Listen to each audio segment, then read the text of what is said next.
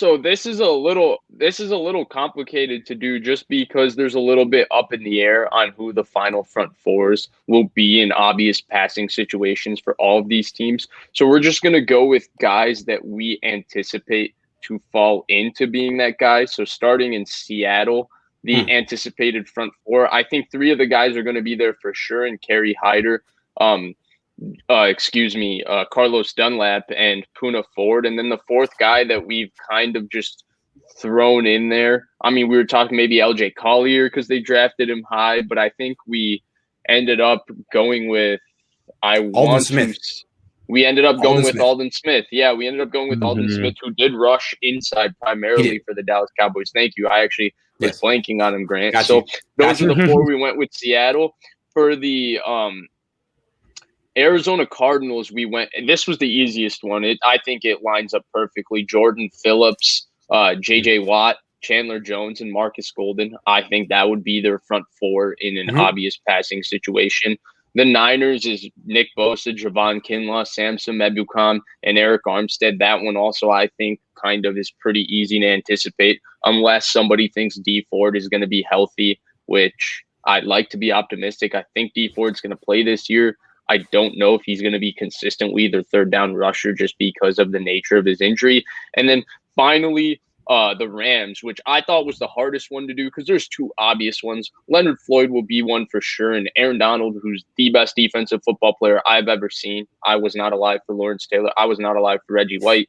So he is the best defensive football player I've ever seen. So those are the two that are guaranteed. And then, A'Shawn Robinson's a good run-stuffing defensive lineman they got from Detroit. I think he would kind of be their Michael Brocker's replacement. And then Terrell Lewis is a guy from Alabama who they drafted high. I thought Terrell Lewis was pretty good before the draft, to be honest with you. And so I think he will kind of assume that role on the outside, opposite of Leonard Floyd. So those were the front fours we went with. So I'm going to throw it straight to you, Grant. Who's got the fourth best front four in the NFC West? I like. Let's do it in ascending order to build a little suspense. To me, it's now this team has improved their front four tremendously, but I still think Seattle has the worst front four. I mean, Carlos Dunlap was a big addition for them. He's still a good player. Alden Smith, we'll see if he even makes it to the season. Puna Ford is a run defender, good player. More of a run defender. And who's the last guy they had coming off the edge?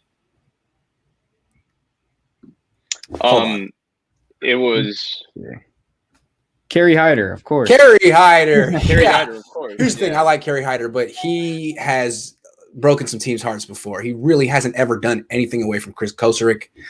I'm going to say the Seahawks have the worst defensive front four in the NFL. I mean, in the NFC West when it comes to pass rushing. That's fair, Blake. Let's have you go next. I have the same one. I mean, I think all the other teams have at least one guy who's you can count on consistently, who's elite. I'd say like that's Bosa, Chandler Jones, and then Aaron Donald. The Seahawks don't really have that. Theirs is definitely lacking that one guy who can consistently play make. Their best blitzer on their team is Jamal Adams.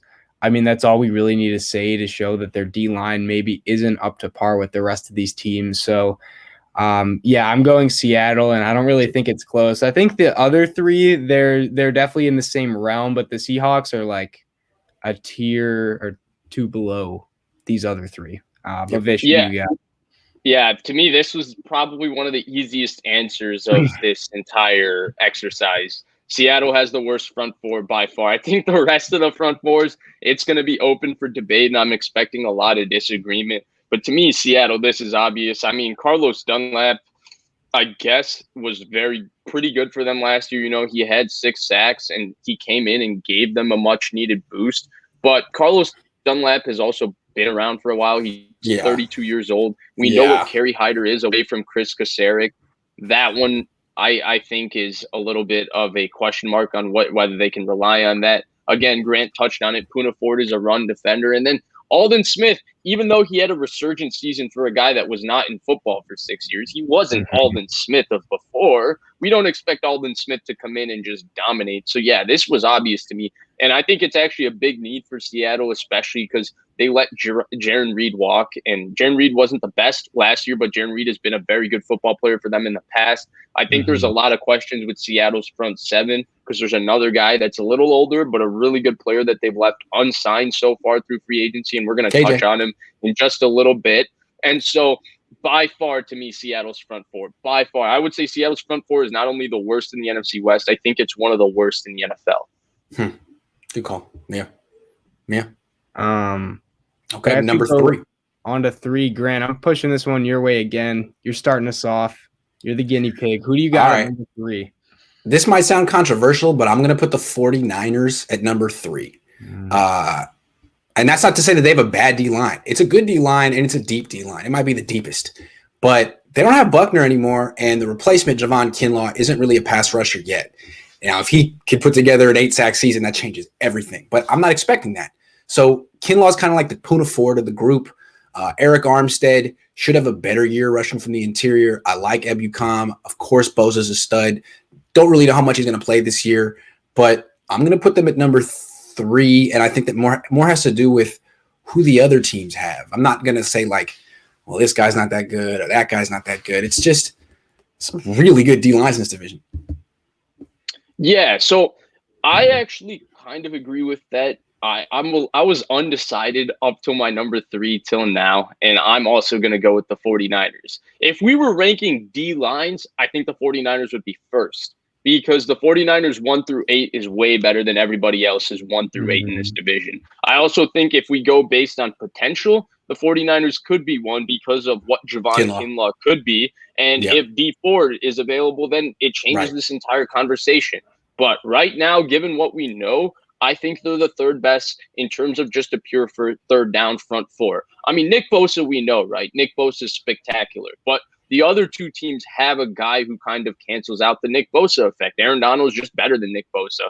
Sorry to tell you the truth. Aaron Donald's just better than him. And Chandler Jones. Or worst case, every bit as good as each other. They cancel each other out. So now it's a conversation about the other 3. And you look at Arizona, they got a guy in Marcus Golden who's had multiple double-digit sack seasons in his career. Not the best all-around football player, but in terms of third down pass rush value, excellent player. Jordan Phillips, his contract year with the Buffalo Bills, had 9.5 sacks. And I thought the Buffalo Bills sorely missed him last year. And then J.J. Watt still has something left in terms of just pure pass rush ability. I know everybody wants to write off J.J. Watt because of the durability.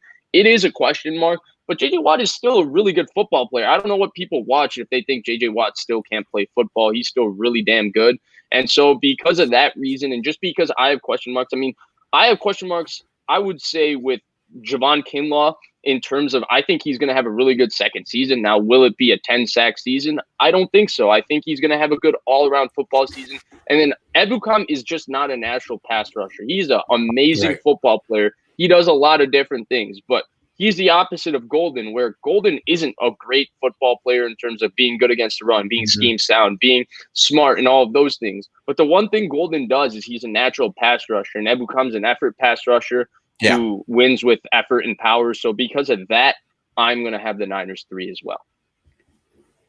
I hate to agree because I thought maybe this would be the spot we get some disagreement, but I'm with you guys. And I really think the whole D Ford situation hurts a lot because him healthy. I mean, we've seen what he's done, what he has done in the playoffs, and he can be a really talented pass rusher. But yeah, just his whole health concerns is really tough to see. You know, he got a lot of money and, you know, obviously his body's kind of starting to break down and that's tough to see. But I think with the other guys too, and, you know, with Armstead specifically, like you'd want to see more out of him last season because as of right now, he kind of just looks like someone who significantly benefited from having Nick Bosa and DeForest Buckner on the line next to him and getting all the attention.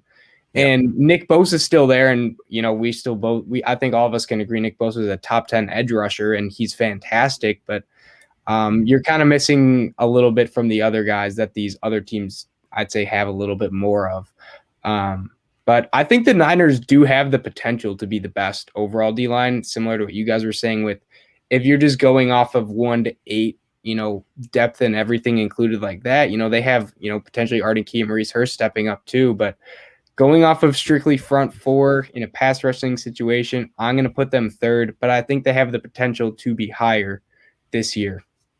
And I think the other thing to touch on is I think we're talking from a pure pass rushing situation. So we're kind of throwing run defending out of it. Mm-hmm. And what I think the Niners front four on the whole lacks and why I have them below the other two is I think they lack just a pure explosive, going to beat somebody off the edge right away pass rusher. Both Nick Bosa and Eric Armstead are guys that disengage from blocks and win, but they're not instant pressure kind of guys. That's what D Ford's supposed to be. Right. Yeah. If they had a D Ford, a Marcus Golden, a Chandler Jones, a Leonard Floyd, those type of just pure speed, beat the guy around the edge. If they had that one guy, even if it was a lesser version of Ford, even with these four and the two teams' other front fours, I would actually have the Niners higher. It's just, I still think they lack an explosive pass rusher. I really do. Brian Burns. That type. Yeah. No, that's amongst the best in the NFL. I love Brian Burns. Yep. All right, should we move on to linebackers? Let's do it. No. We got to do this one, Grant. My bad. Okay, so number two, I would put the Rams at number two. Even though they have the best defensive player in the league, Aaron Donald, they still have Leonard Floyd, and Ashawn Robinson's good too. The Cardinals, I think, have 4. I think the Rams have 3. I don't know who the fourth guy is going to be for the Rams, and maybe it doesn't matter. Maybe if you have Aaron Donald and Leonard Floyd and Ashawn Roy, it doesn't really matter. But I'm just trying to split hairs here, and I think that I'm going to put the Rams at number 2. I think the Cardinals have a surprisingly good front four. Mm-hmm. Grant, I don't know if you saw my note sheet before this. I didn't share it with you, right? I totally cheated off of you. Absolutely. So the Aaron Donald effect is real, right? I didn't watch Reggie White. I didn't watch Lawrence Taylor. This is the best defensive football player I've ever seen. He dominates every game. He is so good. It takes 3 people to stop him, and it takes 3 people to have a chance at stopping him. I know people think that Daniel Brunskill did really well against Aaron Donald. And the way I see it is Daniel Brunskill did better than other guards against Aaron Donald. He still, for the most part, got his butt kicked, like every guard gets his butt kicked against Aaron Donald. So the Aaron Donald effect is real. I'm not like high on Leonard Floyd, but I'm not low on him. Obviously, things didn't work out with the Bears, but I really liked Leonard Floyd before the draft. And I thought he showed a lot of the things before the draft last year. Obviously, playing next to Aaron Donald helps. And all of that. I am high on Terrell Lewis. I thought he was something before the draft. I'm not telling you he's going to have 12 sacks next year, but I do think next to Aaron Donald and Leonard Floyd, he can definitely contribute and be that fourth guy. I think the Rams front four is still going to be menacing even without Michael Brockers. And when you have Aaron Donald, that's just a scary proposition for any offensive line. They also lost Ebukam, even though they didn't use him a ton as a pass rusher, but they lost him. Right. Yeah. Don Burr in the house. Detroit, sorry. Hate to agree with you guys, because this is where I thought we would disagree here. I thought, maybe one of us would have the Rams at 1, but like looking at the Rams D-line, it's basically it's pretty much just Aaron Donald. And I think you kind of saw this in the NFC Divisional last year against the Packers. When Donald was injured, who else stepped up? And the answer was nobody really could. And that D-line is worse now than it was then. I mean, they lost Fowler. Brockers is gone. I don't know if I'm sold on Floyd. I feel like you throw any semi-competent edge back there with Donald and they get 10 sacks. Because Floyd's last season in Chicago, he didn't really do much. So yeah, I'm with you guys. And as good as Donald is, I think their D-line probably has the most potential, because if Aaron Donald's going against a bad O-line, it's like 4 sacks and you can't really do anything but triple team him, which I guess in some instances you could argue they're the best just because of that. But I think on a game by game basis, the Rams D line is lacking with the 3rd and 4th guy, where the Cardinals they have studs all around. I mean, it's kind of hard to double team one guy because multiple guys need a couple of guys blocking them. So yeah, I'm with you guys. Rams second best. So that brings us to Grant. We know who you have 1. Tell us why the Arizona Cardinals have the best front 4 in the NFC West. I mean, I didn't realize what they put together. Who follows the Cardinals? But I just looked at their depth chart and I'm looking, J.J. Watt. Oh, yeah, they got him.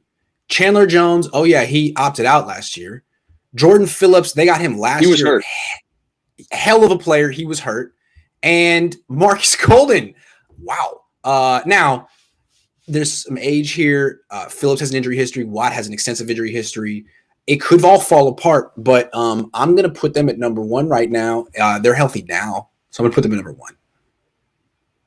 Well, I agree with you. And I have questions about the Arizona Cardinals' overall depth in their defensive line. I do think there's question marks there. But if we're just going with a raw front 4 right now, and again, like if we had depth, Niners would be higher. And, a team like the Cardinals would be lower because they don't have a lot around these 4. And same with the Rams. We do have questions with their depth after 3. But the Cardinals, if you're going raw front 4, they have 4 guys who have all had 9.5+ sacks seasons in their career. That's pretty freaking impressive, in my opinion. When you look at Chandler Jones, who's just every year he's religiously just an underrated football player, a guy who's had multiple 16+ sack seasons. Whether you want to talk about how he got his sacks or the quality of his sacks. How many players have multiple seasons with 16+ sacks? That's incredible. Jordan Phillips was very good for the Buffalo Bills. I thought he played pretty well against the run. He was a little injured last year, but he's a good football player. I don't think he's going to be a 9.5 sack player, but I think he can be a 4 to 5 sack player. Marcus Golden is just a pure pass rusher, and that's all they're going to ask him to do. I actually think he'll be an upgrade from Hassan Riddick, who kind of padded his stats with a couple of games last year. I think Marcus Golden's a better play-to-play pass rusher than him. And then finally, you end it with Watt. I know a lot of people think Watt's washed. I think they think Watt's hurt, all of those things. Some of those things apply, but Watt is still a really, really good football player. I don't know why people think Watt's no longer good. It's like, the Houston Texans sucked last year and Watt only had 5 sacks, and now Watt's not a good football player. Like, what? Watt is still a dominant 5 technique, and I think he's going to have a really good season next year, especially playing next to Chandler Jones. Am I the only person that when I think of Chandler Jones, I kind of think of like the player or the career that Aldon Smith should have had? Worse, but yeah, that's who I think of too. Pretty because of the 35-inch arms, I think. Yeah, absolutely. Anyway. Yeah, I also had Cardinals at 1. Not much more to say besides I want to see J.J. Watt against someone as good as Chandler Jones. Now, I know they had some good lines. The Texans did, when they had Whitney Merciless and they had Clowney.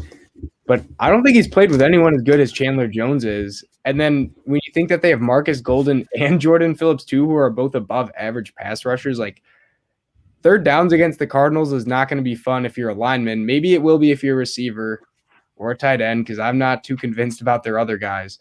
And then I did want to say, too, about their blitzing. Like, they have Zaven Collins and Hassan Reddick, or Isaiah Simmons. Isaiah Simmons. Those are 2 freaks of nature. So if they're blitzing 6 guys and you have all those guys, that is going to be hard to block. So best of luck. I guess that's why the Niners went out and got Alex Mack and Banks, and they paid a bunch of guys. But, yeah, that's the front 4. So we had a consensus, actually, surprisingly. Shocking. We all had the Seahawks at 4. We all had the Niners at 3. All had the Rams at 2, and all had the Cardinals at 1. So those were our front 4s.